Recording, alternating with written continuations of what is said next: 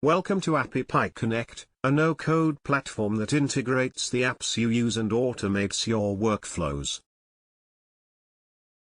In this video we will integrate Gmail with Google Sheets to automate workflows between the two apps. We will choose a trigger from Gmail and then an action from Google Sheets. Please watch the video till the end. Start by selecting Gmail as your trigger app. Next, choose a trigger event.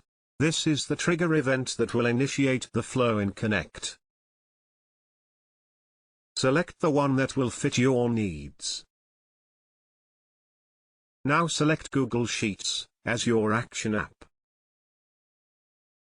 Next, choose an action event. This is the event that will initiate the flow in Connect.